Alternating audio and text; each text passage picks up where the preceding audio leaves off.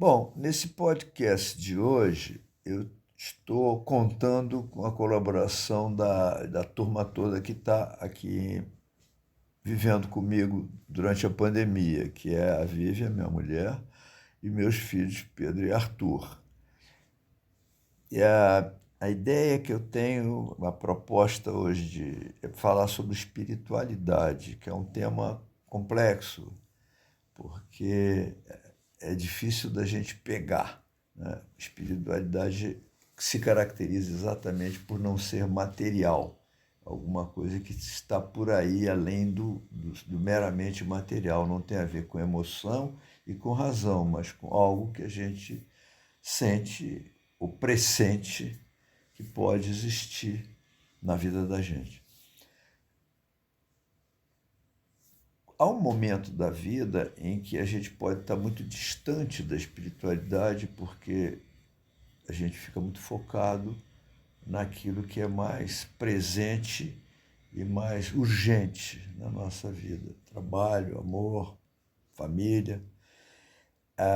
Há momentos em que é mais fácil a gente se voltar para a espiritualidade. Eu gosto de sublinhar que não é necessariamente religião. Religião são formas específicas de articular a espiritualidade, de determinar regras e caminhos para o que é espiritual, o que, na meu ver, aprisiona um pouco a espiritualidade dentro de uma lista de dogmas, de coisas pré-determinadas e com as quais a gente se relaciona através da fé. Acredito que é assim como estão me dizendo, e cada religião forma um corpo de ideias e de doutrinas para serem seguidos. Eu gosto de pensar a espiritualidade como uma coisa ampla que pode atravessar, perpassar por toda e qualquer religião, mas que não se prende. A religião se prende mais a nós, aquilo que a gente sente e a nossa forma de nos relacionar com o mundo. Nós todos vivemos dentro de um ecossistema, quer dizer, a gente está sempre convivendo com a vida aqui, sobre as múltiplas formas de vida que esse planeta oferece. E eu penso que, inseridos nisso, há um sentimento de que a gente não está sozinho. Cada um de nós não é apenas uma individualidade, mas a gente faz parte de um todo maior. É independente de como a gente viva isso, mas eu acho que é um sentimento dentro da gente de pertencimento. E acho importante que a gente tenha isso em mente, que a gente esteja sempre atento a essa realidade de que nós estamos aqui vivendo como um todo e que há uma forma de se comunicar, uma forma através da qual nós nos comunicamos com o mundo, com as árvores, com as plantas, com os animais, nos comunicamos de milhares de maneiras diferentes, alimentando, sendo alimentado, respirando, inspirando, expirando, as árvores produzindo oxigênio, tirando o gás carbônico da atmosfera, nós fazendo o contrário, produzindo gás carbônico, tirando o oxigênio da atmosfera. Então, há toda uma integração para a qual muitas vezes a gente não presta atenção. E há uma repercussão dentro de nós de emoção que está ligada a uma coisa transcendente, uma emoção que a gente não pode localizar imediatamente. Eu estou triste, eu estou alegre, estou com raiva, estou contente. É uma emoção que vem de algo pouco concreto. Quer dizer, quando a gente diz estou triste, estou alegre, estou contente, tudo mais, a gente está se referindo a algum acontecimento, a alguma coisa. E, às vezes, essa emoção não se refere a nada. É simplesmente um sentimento que a gente identifica e que pode ser despertado por alguma coisa, mas que tem um significado muito pessoal. Eu penso, por exemplo, quando a gente se está em contato com uma manifestação artística, por exemplo, uma música clássica, sem letra, né? Um som, e aquela música nos desperta um sentimento, é uma comunicação mais espiritual do que qualquer outra coisa. Não há palavra, não é uma linguagem, é uma linguagem, assim, uma linguagem de sons, né? E que a gente interpreta. E que alguém produziu aquilo procurando se comunicar com a gente. Eu diria que é uma comunicação de espírito para espírito. Isso vale tanto para a música quanto para uma poesia, artes plásticas, o observar da natureza. Essas coisas todas vão despertando, podem despertar na gente emoções, não propriamente vinculadas a um acontecimento, mas simplesmente um estar presente junto com aquela manifestação, seja lá o que for. Então, nesse sentido, resumidamente, eu diria que a arte é uma forma de um espírito se comunicar com o outro, espiritualmente, às vezes sem palavras, sem muita manifestação.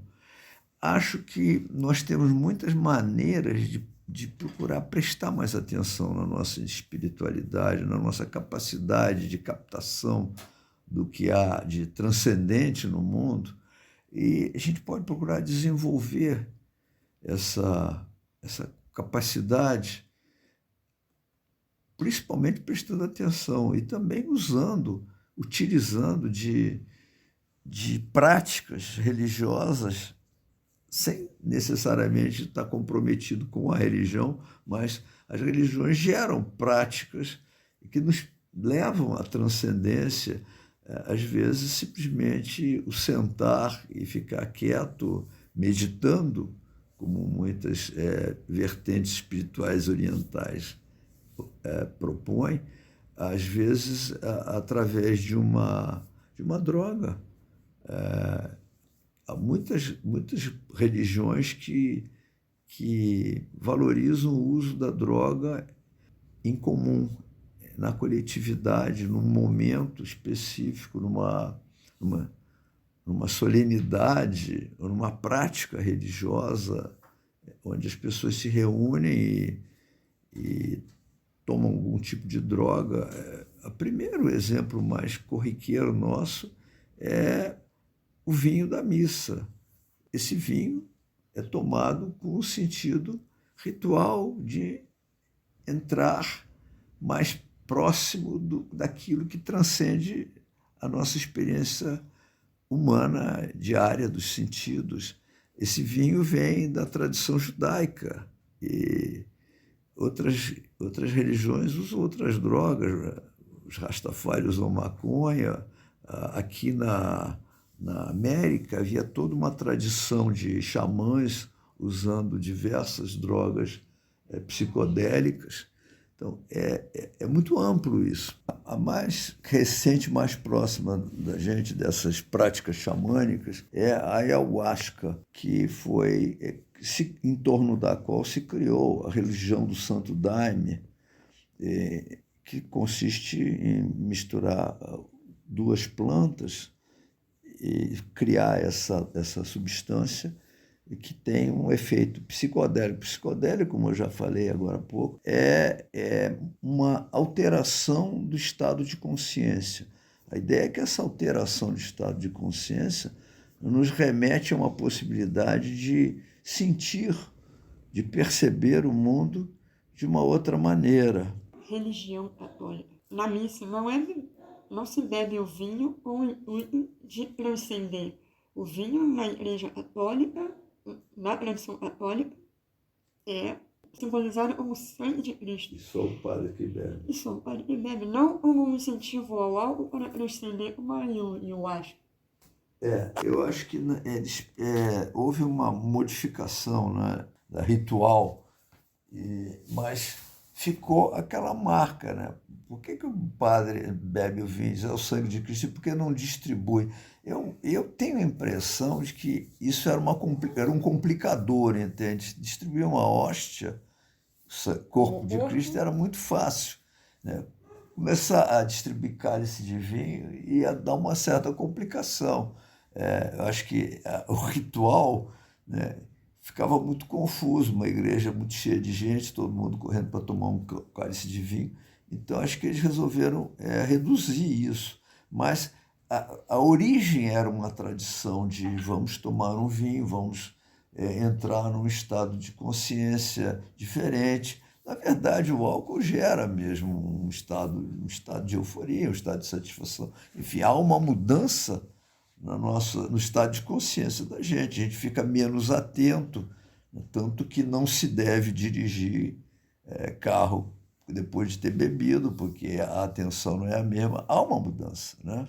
Mudança essa que, obviamente, ainda é mais intensa quando se faz uso de outros tipos de drogas, né? Mas tem essa questão. Me parece que a droga é uma busca de um estado diferente de consciência, que se costuma chamar de estado alterado de consciência. Teve uma ocasião que eu estava escrevendo sobre viciados, e eu dizia que o viciado era uma pessoa em busca da sua espiritualidade. Não é tão verdadeiro assim, mas se você buscar no fundo, olhar lá no fundo, quando a pessoa se vicia numa droga, ela está buscando alguma coisa, que aquela droga ofereça alguma coisa que ela não está conseguindo encontrar no mundo dela. É uma fuga, tá? É uma fuga daquela realidade para uma outra realidade. E acho que o problema é a gente ter uma certa disciplina e se orientar buscando algum caminho nisso tudo. Tem muita coisa que se pode pensar, mas para mim o importante hoje é trazer essa questão à tona de como a gente tem um espaço mental que tem sido muito pouco utilizado por nós, pelo menos na nossa civilização, muito pouco. A gente relegou isso a um segundo plano.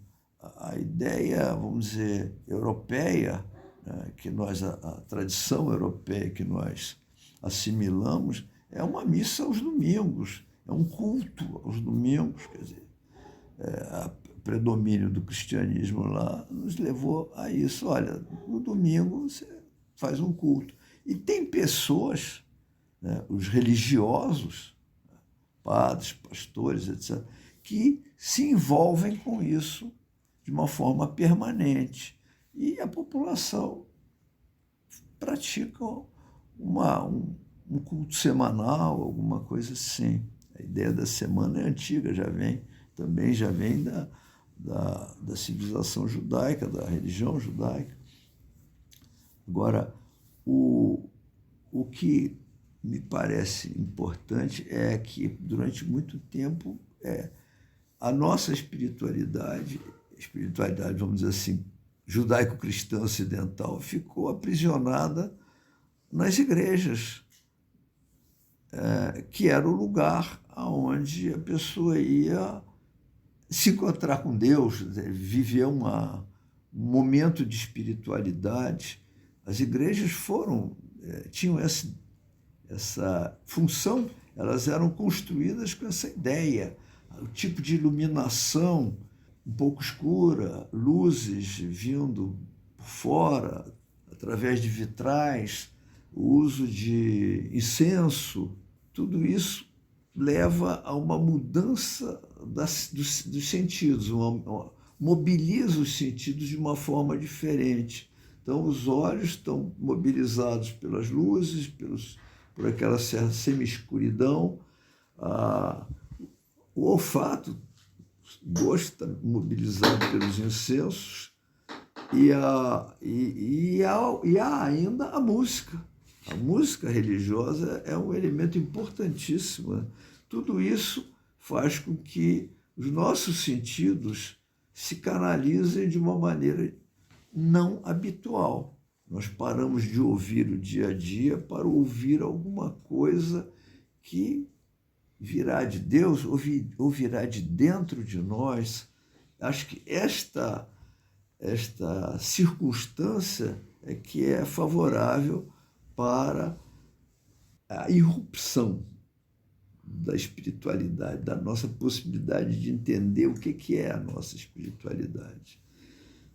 Eu me atrevo a dar alguns palpites. Eu acho que, de uma maneira muito simples, nosso primeiro vínculo espiritual é com o nosso planeta, é com o ecossistema em que a gente vive, essa comunhão de seres vivos que se intercambiam e que tomam protagonismo e saem, entram e desaparecem, nascem e morrem. Nós fazemos parte desse ciclo e é bonito a gente se olhar dentro desse ciclo e não se olhar como se nós estivéssemos fora disso, fora da natureza, usando a natureza e não imersos na natureza.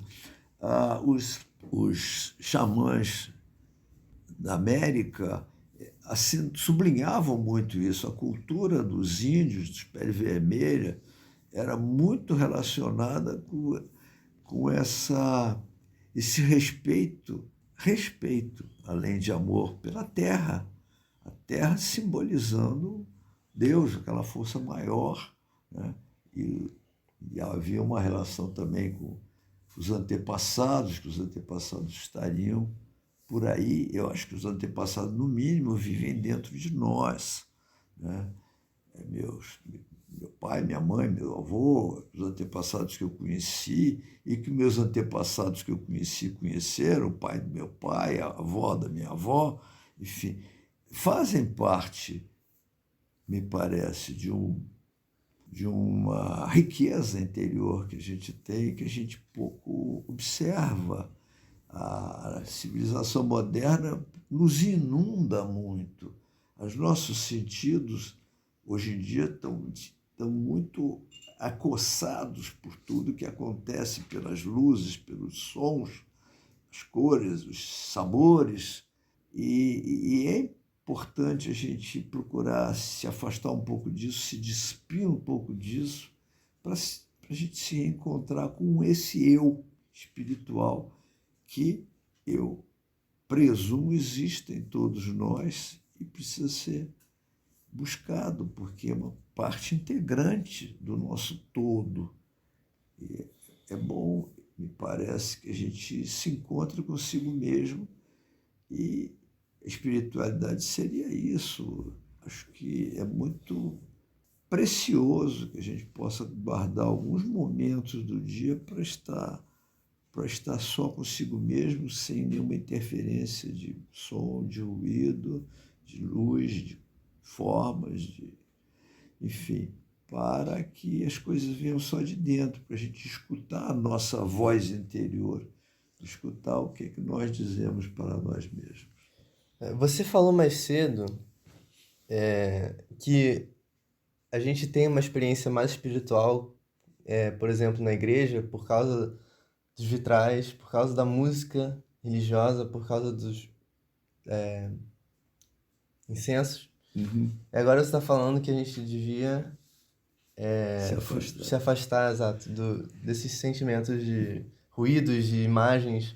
É bom, acho que não ficou muito claro. É bom você falar disso, que me ajuda a explicar melhor o que eu estou pensando, porque é sair do cotidiano. Quando eu falo de se livrar dos sons, imagens, etc., é se livrar daquilo que está à nossa volta.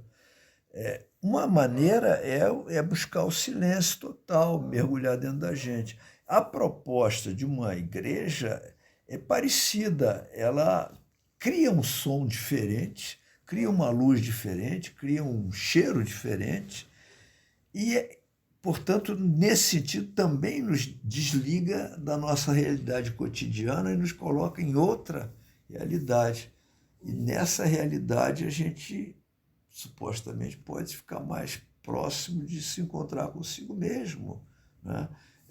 deixar que aquela som estranho, aquela luz estranha, aquele cheiro estranho, nos levem para alguma coisa que a gente não sabe ainda o que é e que está dentro da gente. Essa busca da espiritualidade é importante, porque a espiritualidade não está disponível, ela não está aparente, ela não está ali no canto, na esquina, nem se vende na farmácia, ela tem que ser buscada por nós mesmos.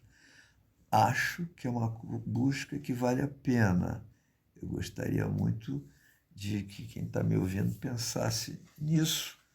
E eu proponho que no domingo, às 6 horas da tarde, na live, a gente converse sobre isso. Espero que vocês me ajudem com comentários, com indagações, com questionamentos, com perguntas. E eu quero, para terminar, agradecer a participação, que foi muito rica em termos de energia positiva da Vivian, do Pedro e do Arthur. Então, ficamos por aqui e até domingo.